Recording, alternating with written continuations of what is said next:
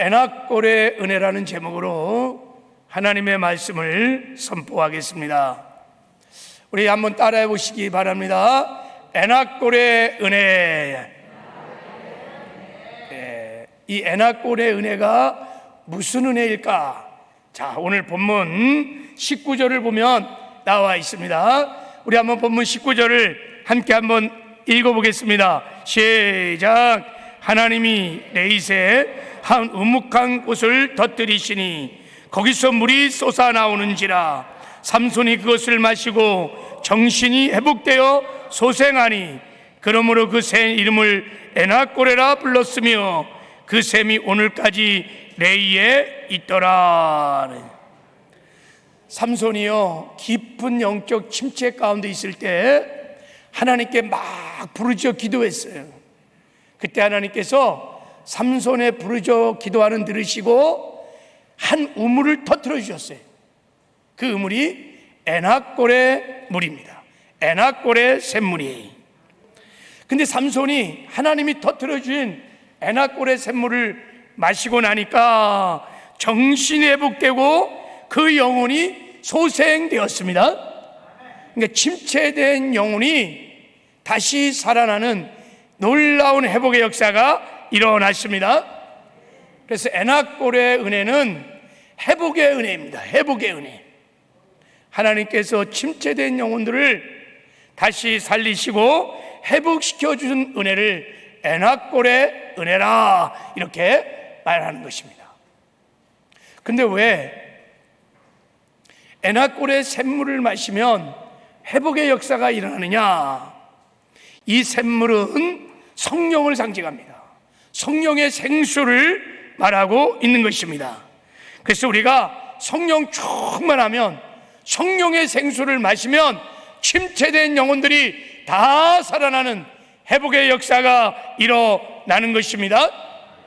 마치 시들시들한 시금치를 그냥 물에다가 푹 담그면 그때가 끄집어내면 막 파릇파릇 살아나는 것처럼 시들어버린 우리의 영혼, 침체된 영혼이 성령 충만해 성령의 생수를 마시면 살아나는 회복의 역사가 일어난다는 것입니다.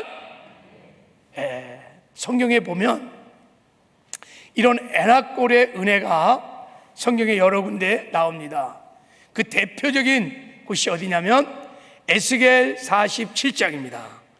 에스겔 47장에 보면 에스겔이 유다민족이 바벨론 포로로 끌려가서 고난 중에 있을 때 이제 앞으로 하나님이 유다민족을 회복시켜 줄 것이라는 약속을 하면서 에스겔에게 환상을 보여주는 내용이 나옵니다.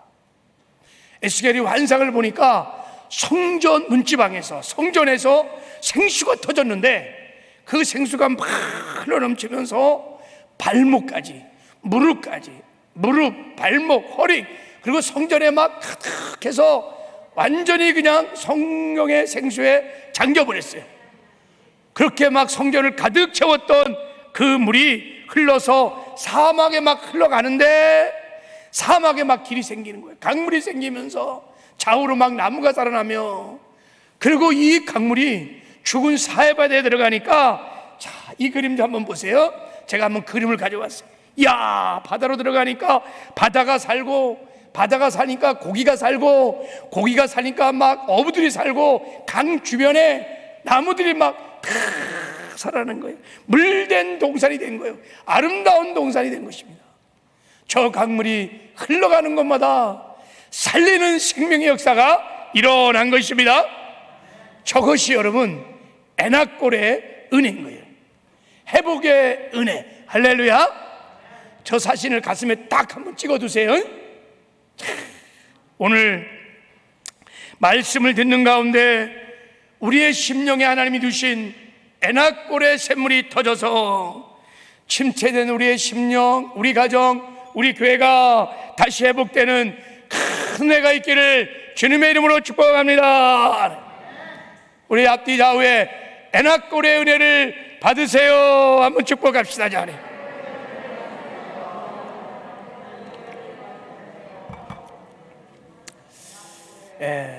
오늘 이 에낙골의 은혜를 풍성히 받기 위해서 먼저 우리 신앙을 한번 진단해 보겠습니다. 그리고 우리의 심령에, 우리 신앙에 왜 침체가 왔는지 그 근본적인 원인을 살펴보고, 이 모든 영적인 침체에서 벗어나 회복되는 회복의 원리, 에나꼴의 은혜를 받는 비결을 함께 나눠보도록 하겠습니다. 자, 첫 번째, 이제 우리 한번 이 에나꼴의 은혜를 받기 위해서 먼저 우리 신앙을 한번 점검해 보기를 원합니다.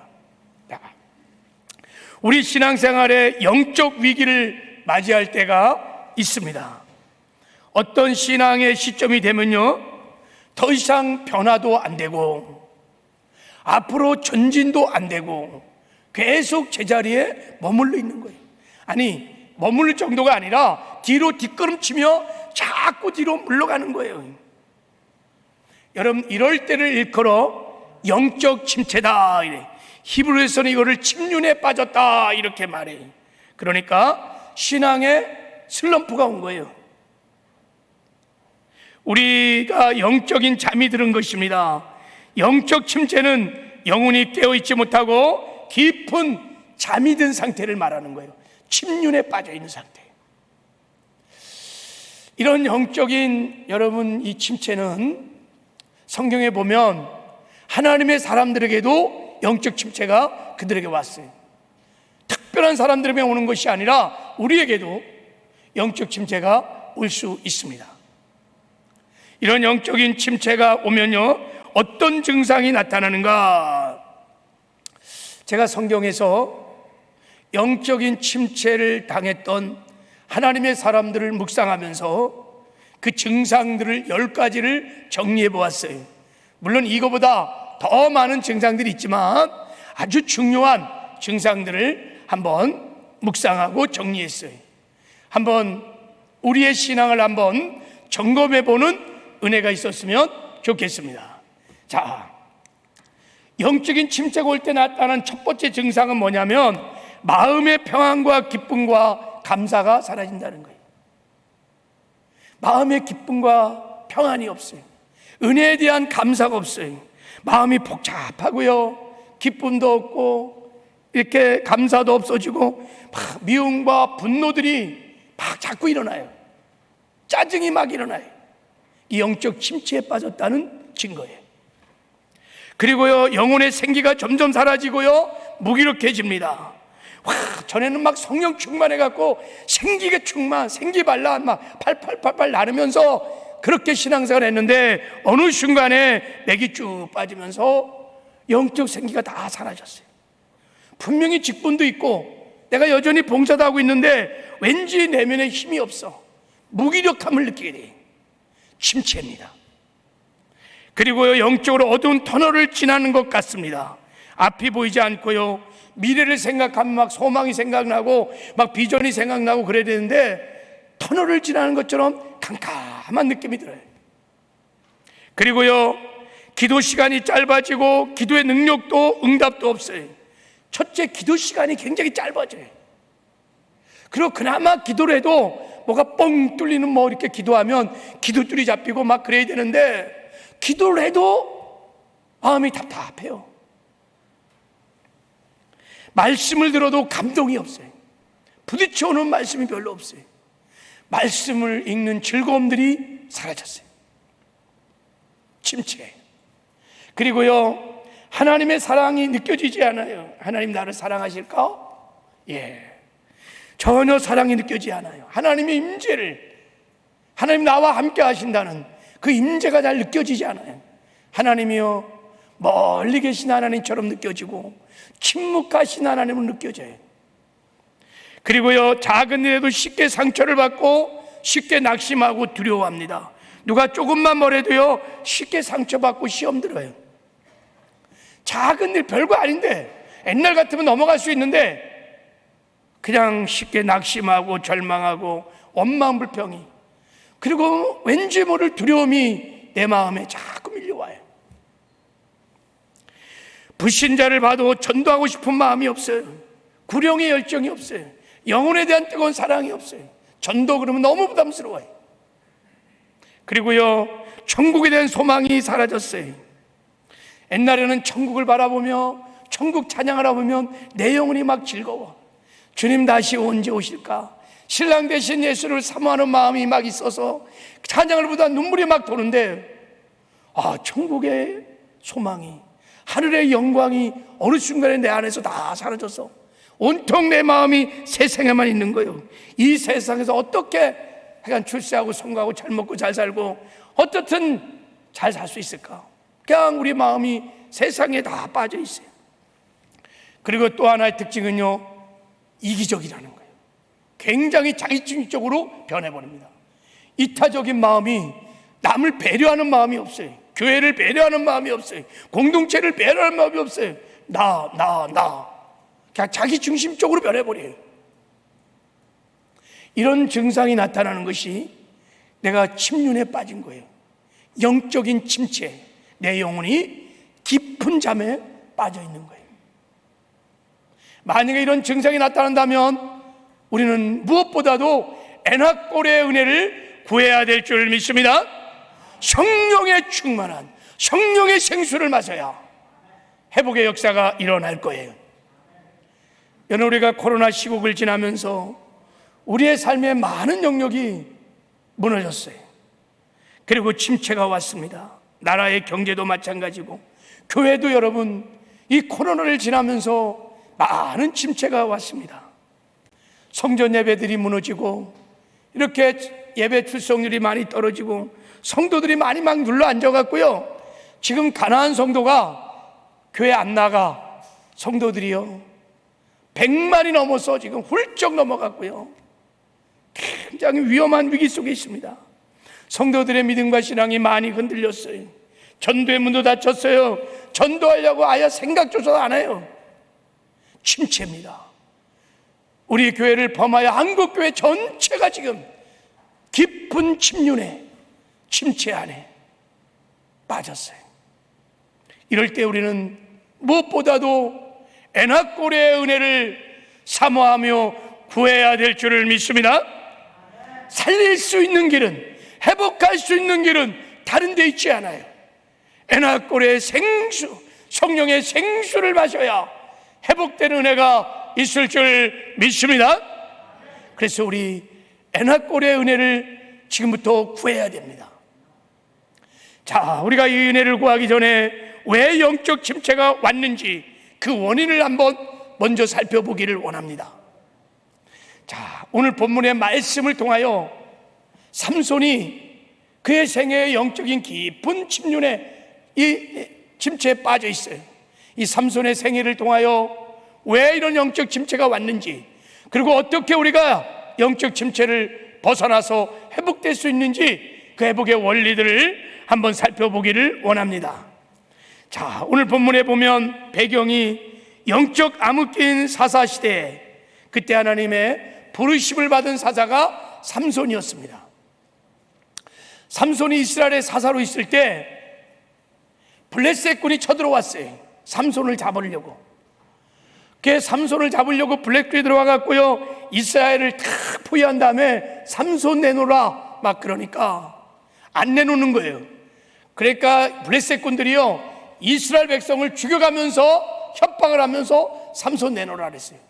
그랬더니요 이스라엘 백성들이요 배신을 해요.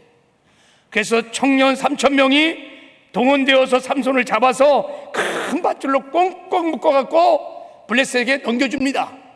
바로 그때 주의 성령이 임하셔서, 자, 오늘 14절에 보면 여호와의 영이 삼손에게 갑자기 임해서 그 모든 결박들을 다 풀어주셨습니다. 그렇습니다, 여러분. 성령이 임하면요 우리의 모든 삶의 결박들이 풀어줄 줄 믿습니다. 다 결박을 풀어준 다음에, 삼손이 결박에서 풀려난 다음에 성령의 능력에 사로잡혀서 나귀 턱뼈를 딱 잡아갖고 블레셋 군대 1,000여 명을 다 죽여요. 그래서 이스라엘 백성을 블레셋 군대에서 구원하는 큰 승리가 일어납니다. 여호와 니시였습니다. 성령의 능력으로 하나님이 주신 여호와 니시의 승리였습니다. 그런데 이제 문제는 삼손이 이런 큰 승리를 맛본 다음에 문제가 일어났어요. 삼손이 영적 침체에 빠졌어요. 삼손의 신앙의 위기가 왔습니다. 자, 18절에 보면 어떤 위기가 왔냐? 자, 우리 18절 한번 읽어보겠습니다. 시작. 삼손이 심히 목이 말라 여호와께 부르짖어 이르되 주께서 종의 손을 통하여 이 큰 구원을 베풀어 싸우나 이제 내가 목말라 죽어서 할례 받지 못한 자들의 손에 떨어지겠나이다 아니, 내가 이제 목이 말라서 저 블레셋 군대에게 잡혀 죽게 되었습니다. 하나님, 내가 저들에게 잡혀 죽어야 되겠습니까? 라고 지금 막 하나님께 호소를 하고 있는 것입니다. 내가 목이 말라 죽게 됐다는 것은 단순히 삼손이 지금 육신의 목마름 때문에 호소하는 것이 아닙니다. 지금 며칠 전에 삼손은 블레셋군 1,000명을 죽인 장수였습니다. 그가 성령 충만해서 성령에 사로잡혔을 때는 여러분 이런 원망 불평 이런 거 하지 않았어요. 근데 삼손이 지금 두려움에 사로잡혀서 하나님께 지금 원망 불평하면서 지금 넋두리처럼 지금 막 호소를 하는 거예요. 호소를 하는 거예요. 살려달라고. 죽음의 두려움에 사로잡혀 벌벌 떨고 있는, 낙심과 절망 가운데 두려움에 사로잡히는 삼손을 보게 됩니다. 삼손의 신앙의 위기가, 이게 바로 영적 침체인 것입니다. 우리가 잘 아는 열왕기상 19장에 보면 엘리야가 영적 침체에 빠진 것을 우리가 볼 수 있습니다. 엘리야 선자가요, 성령 충만해서 갈멜산에서 바알 선자와 엘사 선자와 영적 전쟁을 해갖고 갈멜산에서 큰 승리를 얻게 됩니다.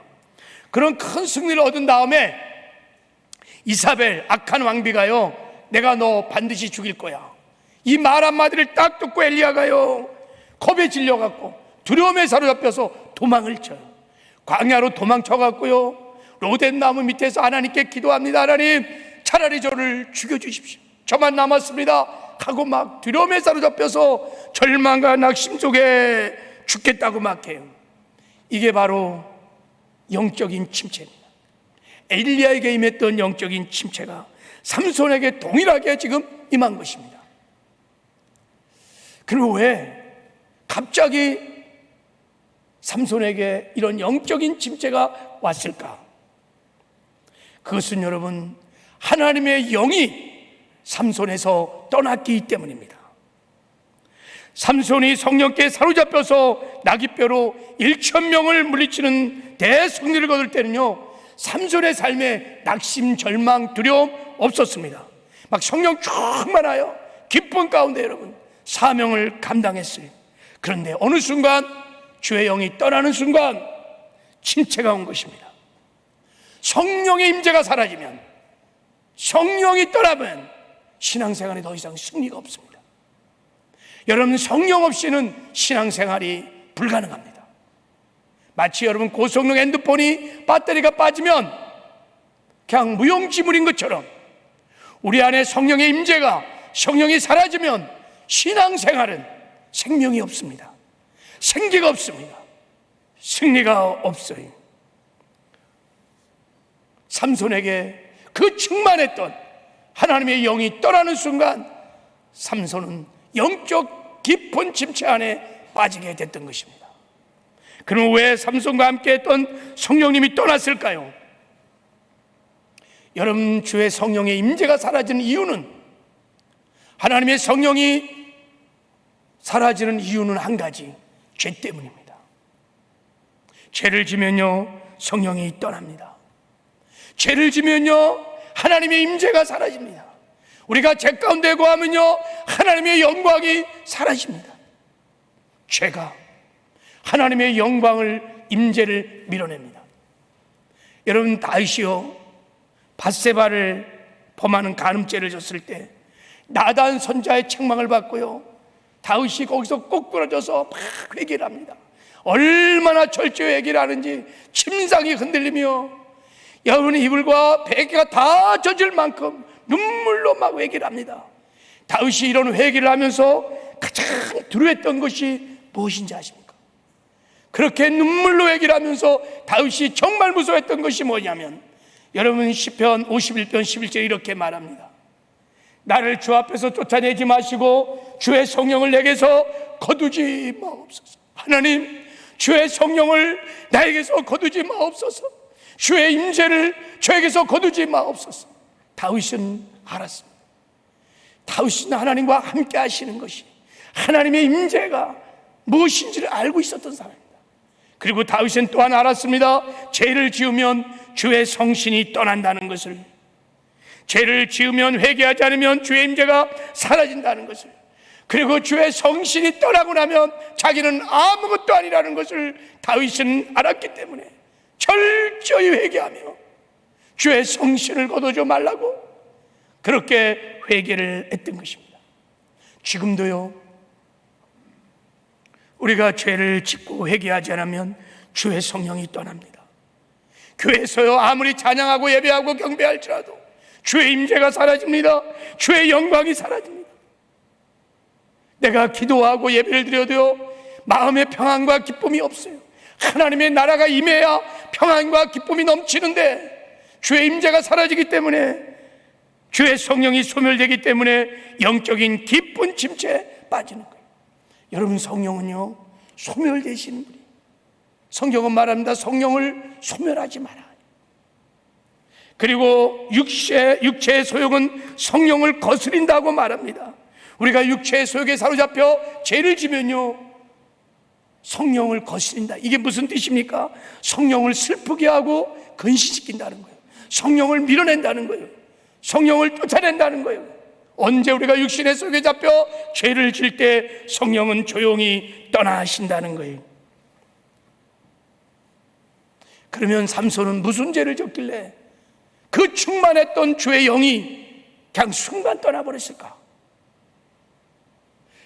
오늘 본문의 삼손의 생애를 보면 여러 죄가 있었지만 오늘 본문에서는 그 죄가 교만의 죄입니다.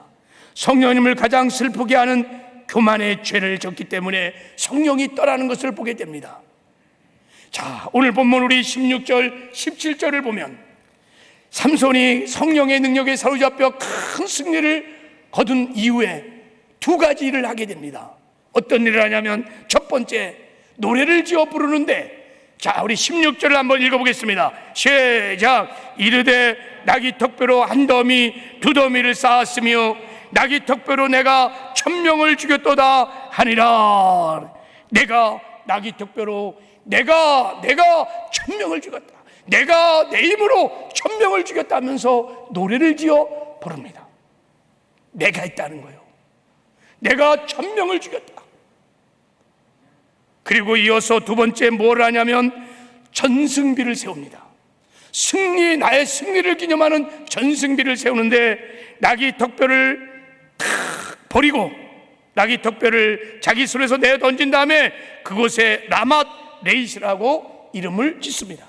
무슨 뜻입니까? 나의 승리를 위해서 세운 낙이 턱뼈의 언덕이, 이 전승비를 세우면서 여러분, 삼손이 자기 손에 있던 낙이 턱뼈를 버린다 그랬어요. 무슨 말입니까? 낙이 턱뼈는 무엇을 말하는 거예요? 내 힘으로, 내 능력으로 블레셋군을 물리친 게 아니에요. 서해 성령께서 함께 하셔서 하나님이 나를 사로잡았기 때문에 비록 낙이 턱뼈라 할지라도 하나님이 함께 하시니까 그 1000여 명을 죽이고 승리한 승리가 있었다. 여호와 니시를 말하고 있는 상징인 낙이 턱뼈를 그냥 버려버려요. 그리고 나의 전승을 기념하는 기념비를 세워서 이런 노래를 부르는 거예요.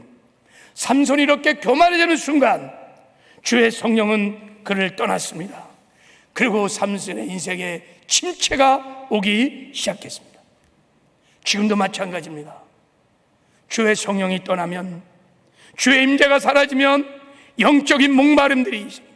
만족과 기쁨이 없습니다. 온갖 원망, 불평, 두려움이 막 밀려옵니다. 신앙의 생기가 다 사라집니다. 지속적인 우리의 신앙의 승리가 없습니다.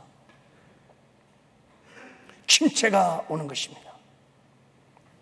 여러분, 교만의 죄뿐만 아니라 우리가 죄를 짓고 회개하지 않으면 그 죄로 인하여 영적으로 여러분 성령이 소멸됨으로 영적인 침체가 오는 것입니다. 다윗의 인생에도 영적인 기쁜 침체가 있을 때가 있었습니다. 그때가 언제냐? 다윗이 죄를 지을 때였어요. 다윗의 인생에 많은 죄가 있었는데요, 그 중에 대표적인 죄가 두 가지예요. 하나가 밧세바를 범했던 죄, 하나는 인구조사를 했던 죄. 밧세바 죄는 여러분 간음죄이고, 인구조사라는 것은 교만의 죄였습니다. 여러분, 다윗이 이 죄를 짓고요, 다윗의 삶에 비참한 일들이 막 일어나기 시작했습니다. 이복 형이 이복 동생을 죽여, 이복 오빠가요 이복 여동생을 강간해요. 다윗의 자녀들이 백주대낮에 다윗의 부인들 첩들을 막 농락해요. 간음을 해요. 아들이요 아버지를 향해서 쿠데타를 일으켜갖고 아버지를 막 내쫓고, 너무너무 큰 비극이 이 범죄로 인하여 다윗의 인생에 일어났어요. 영적인 깊은 침체 안에 다윗이 빠졌어요. 인구조사를 해갖고요, 자그마치 7만이 죽었어요. 엄청난 침체가 왔습니다. 다윗의 생애 밧세바의 사건, 인구조사의 죄가 그의 생에 너무나 충격적인 침체를 가져온 것이었어요. 지금도요, 우리 애가 죄를 지면요, 영혼의 깊은 침체를 가져오는, 이것이 가장 중요한 원인이에요. 우리가 여러분 침체가 올 때는 여러 가지 이유가 있는데, 그 중에 가장 대표적인 원인이 죄입니다. 그러므로 여러분, 어떻게 우리가 영적인 침체에서 벗어나 회복될 수 있을까? 첫 번째 회복의 원리는 두말할 것도 없이 그러므로 회개해야 돼요. 죄를 회개하는 거예요. 회개하는 것은 여러분 정말 우리가 영적인 침체에서 벗어나는 유일한 길인 줄 믿어요. 회개해야 우리가 하나님께 돌아갈 수 있어요. 회개는 우리가 하나님께 돌아가는 길이에요. 찬송하고 예배하는 것은 하나님이 우리에게 오는 것이라면, 우리가 하나님께 다시 돌아갈 수 있는, 우리 마음이 돌아갈 수 있는 유일한 길은 회개하는 거예요. 삼손이요 회개를 합니다. 고난 중에 깨닫습니다. 주의 성신이 떠나는 순간 너무 피폐하고, 자기가 너무 곤고하고, 너무 목마르고, 너무 두려운 가운데서 깨닫게 됩니다. 그리고 삼손이 회개를 하는데요, 18절에 보면 이렇게 고백합니다. 주께서 주의 종을 통하여 이 큰 구원을 베풀으셨사오니, 바뀌었어요. 내가 천명을 이겼다는 이분이 다시 바꿨어요. 주께서 행하셨습니다. 내가 아니라 주님이 하셨습니다. 내가 아니라 주님이 하셨습니다. 주님께 영광을 올려 드립니다. 나의 나됨은 내가 아니라 하나님의 은혜입니다 라고 고백을 하며 회개를 했던 것입니다. 삼손이요 회개하고요 막 부르짖어 기도하니까 하나님이 그의 기도를 들으시고 에낙골의 샘물을 터뜨려서서 그에게 다시 생수를 먹이시고 성령의 충만함을 삐니까 다윗이 그때 다시 회복되는 놀라운 회복의 역사가 일어난 줄 믿습니다. 그렇습니다. 여러분, 회개가 아니면 영적인 우리가 이 침륜에서 빠져나올 길이 없습니다. 회개가 축복인 거예요. 근데 여러분, 안타까운 것은 분명히 내 삶에 영적인 침륜이 있어요. 침체가 있어요. 내 영혼이 잠들었어요. 마음의 평안과 기쁨도 없어요. 생기도 없어요. 터널을 지나는 것 같아요. 기도하는 즐거움, 예배드리는 즐거움도 분명히 없는데, 내가 분명히 영적인 침체에 빠졌는데도 회개를 안 해요. 아니, 회개를 못 해요. 왜 그럴까? 회개가 안 나와요. 여러분, 회개를 하려면요, 먼저 죄를 깨달아야 돼요. 내가 죄를 인정해야 돼요. 죄를 알아야 회개가 시작되는 거예요. 왜 이렇게 회개를 못하느냐?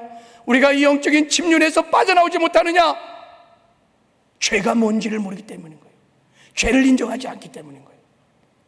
이게 여러분 마귀의 무서운 미혹입니다. 여러분, 제가 질문 하나 해볼게요. 다윗이요 밧세바를 간음했어요. 간음죄를 짓고 얼마 후에 회개를 했을까요? 그러니까 밧세바를 범한 다음에 나단 선지자가 왔을 때 회개했잖아요. 그 기간이 얼마나 될까요? 성경을 연구해 보면요, 한 1년 좀 넘어요. 한 1년 반 정도. 그 기간 동안에요, 다윗이 그의 인생에 얼마나 깊은 고통과 영적인 침체를 겪었는지 몰라요. 어마어마한 고통을 겪었습니다. 자식들이 서로 싸워 죽이고 간음하고 막. 그런데 왜 다윗은 회개를 하지 않았을까요? 왜 하나님은 나단 선지자를 바로 보내지 않았을까요? 아니, 간음했으면 바로 나단 선지자를 보냈다면 다윗 정도는, 다윗은 죄에 굉장히 민감한 사람입니다. 성숙한 사람이었어요. 회개했을 텐데 왜 그 1년 반이라는 긴 시간 동안 그런 엄청난 고통을 당했을까? 여러분, 하나님은요, 우리가 죄를 지면요 바로바로 심판하지 않으세요. 하나님이 우리를 죄를 졌을 때 하나님 우리를 심판하는 것이 목적이 아니라 우리를 구원하는 것이 하나님의 목적입니다. 그래서 우리에게 회개의 기회를 주십니다. 하나님의 성품이, 대표적인 성품이 뭐냐? 공의와 사랑이에요. 공의는 죄를 반드시 심판한 것이라면, 사랑은요 용납하시고 용서하시는 것이 하나님의 사랑의 성품입니다. 그래서 하나님께서 회개의 기회를 주시는 거예요. 언제나 하나님이 공의를 실현할 때는, 심판할 때는 언제나 사랑 안에서 하십니다. 그래서 여러분, 언제나 회개의 기회를 줘요.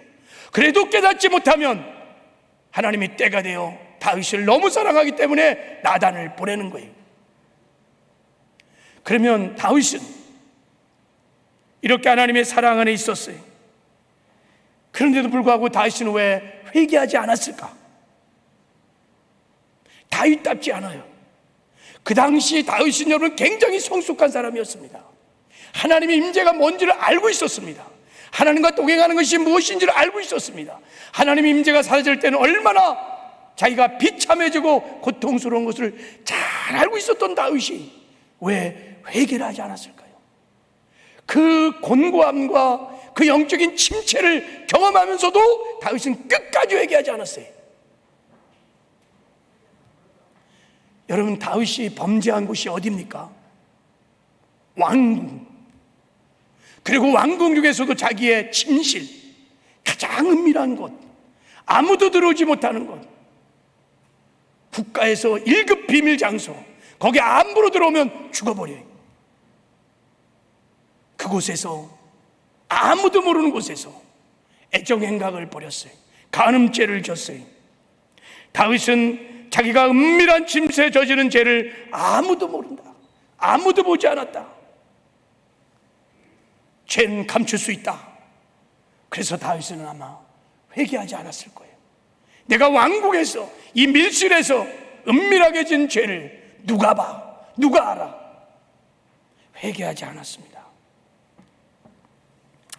여러분, 그래서 하나님께서 나단 선지자를 탁 보냈을 때, 다윗은 나단 선지자를 딱 보는 순간 다윗은 알았어요.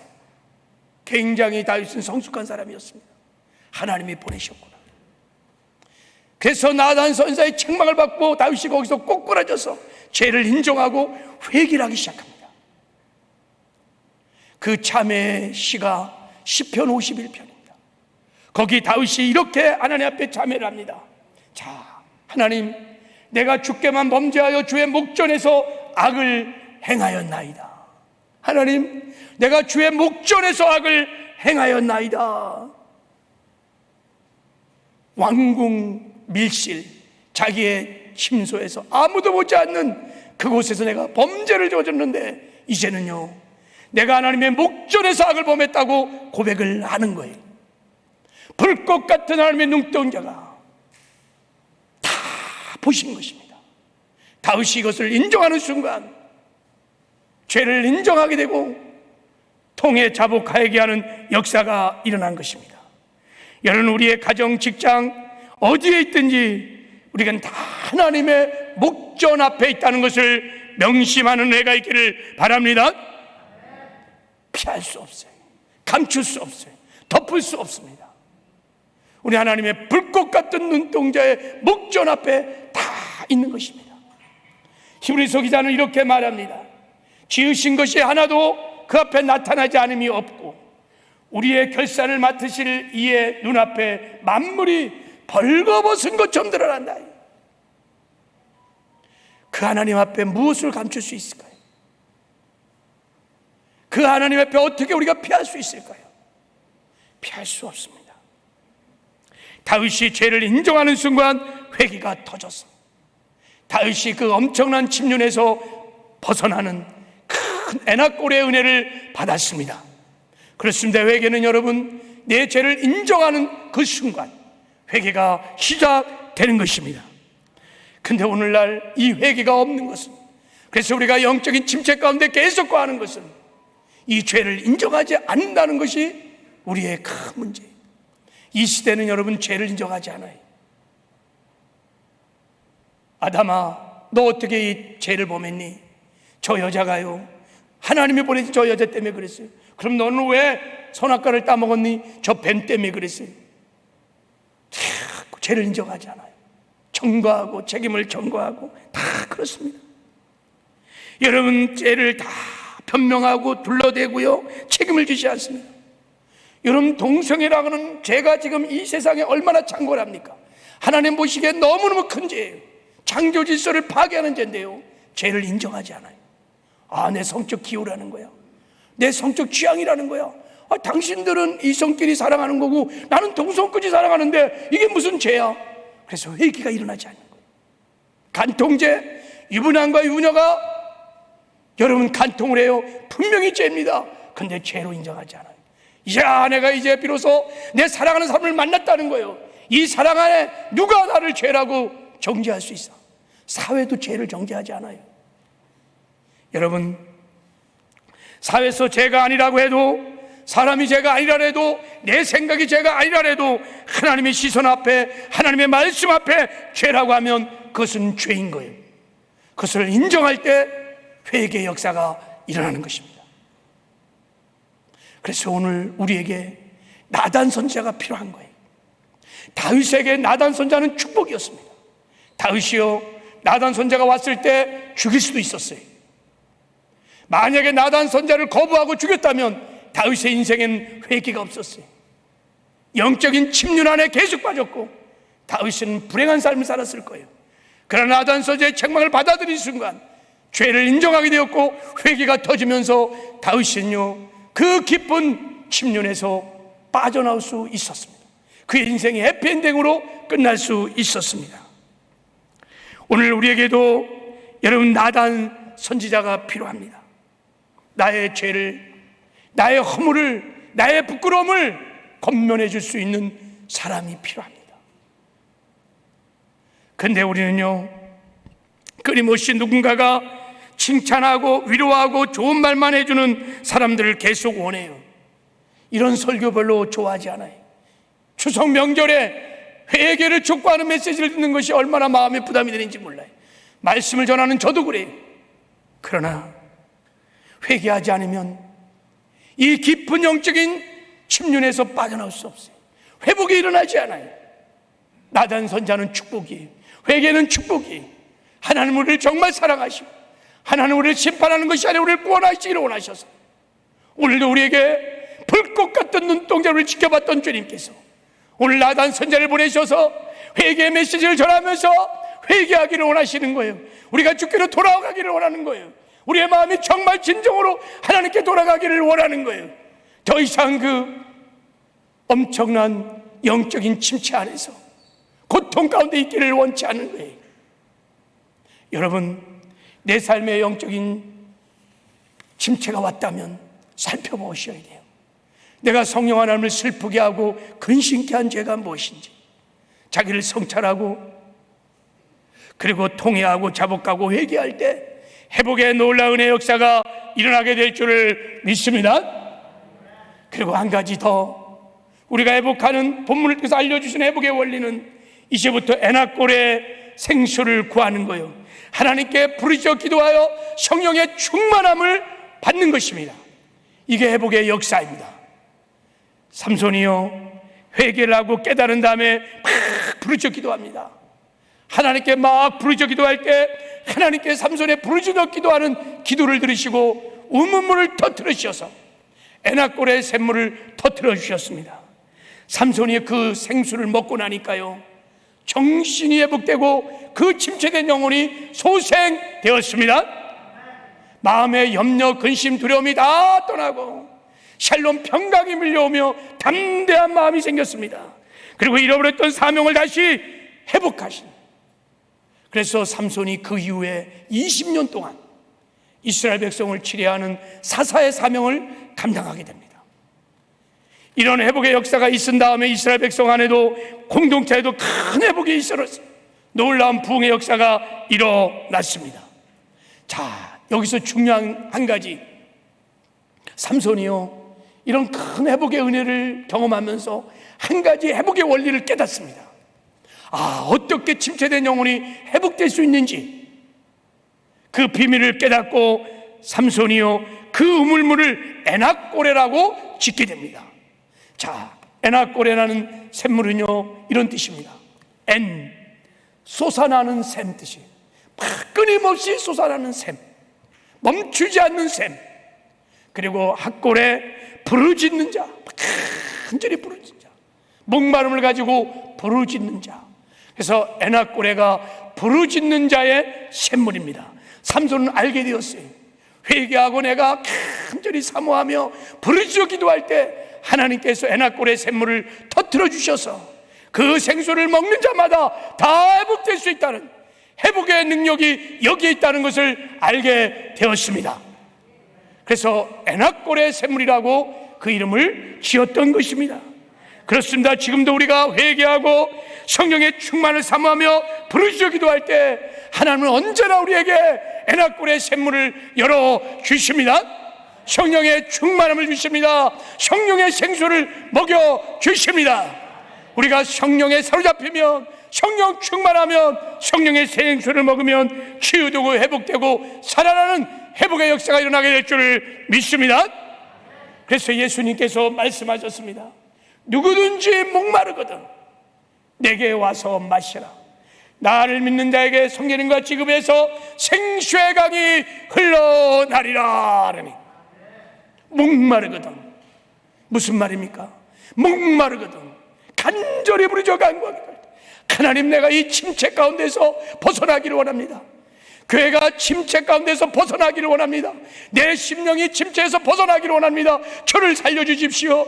저를 살려주십시오. 우리는 성령이 필요합니다. 성령의 은혜가 필요합니다. 부르짖어 간구할 때 하나님께서 언제나 에낙고레 샘물을 열어 성령의 충만함을 부어주셔서 우리를 살려주시는 회복의 은혜를 베풀어 주시는 줄 믿습니다. 한 시대가, 한 민족이 엄청난 침체 가운데 있을 때 하나님이 놀라운 회복의 은혜를 꿈꾸면서 마가 다락방에 모였던 120문도에게 말씀하셨습니다. 예루살렘 떠나지 말고 하나님이 약속하신 성령을 기다려라. 그리고 10일 동안 그들이 간절히 기도할 때 에낙고레 샘물이 터졌어요. 생수의 강이 막 흘러넘치기 시작했습니다. 저희가 다 성령의 충만함을 받았습니다. 그 후로 놀라운 회복의 역사가, 놀라운 부흥의 역사가 일어나기 시작했습니다. 3번씩이나 예수를 부인했던 베드로, 정말 큰 영적인 침체 안에 빠졌던 베드로가요, 그 에낙고레 생수에 성령의 생수를 마신 다음에 충만하니까요, 나가서 막 담대하게 복음을 전하니까 3천 5천 명이 들어오는 놀라운 구원의 역사, 부흥의 역사가 막 일어나기 시작했어요. 제자들도요, 예수님 십자가에 못 박혀 죽을 때 다 도망갔잖아요. 영적인 침륜에 빠진 자들이었습니다. 근데요, 그들이 성령 충만하니까 막 심령이 살아났어요. 사명이 다 살아나서, 그 열정이 막 다 살아나서 가는 곳마다 막 복음을 전하니까 놀라운 생명의 역사가 일어나게 된 줄 믿습니다. 여러분, 이 세상에는요, 이 땅에는요, 우리의 침체된 심령, 침체된 교회를 살릴 수 있는 길이 없습니다. 오직 우리를 살리는 것은 하나님의 말씀이요 보혜사 성령인 것입니다. 그래서 우리가 회복을 위해서 우리의 심령에, 우리 가정에, 우리 교회, 우리 민족 가운데 에낙고레 샘물이 터질 때까지 우리는 약속의 말씀을 붙들고 부르짖어 기도해야 될 줄을 믿습니다. 부르짖어 기도하면 반드시 하나님께서 에낙고레 샘물을 터뜨려 주십니다. 성령의 충만함이 임하기 시작하면 다 살아나는 회복의 놀라운 역사가 일어나게 될 줄을 믿습니다. 이런 은혜가 우리 모두에게 있기를 주님의 이름으로 축복합니다.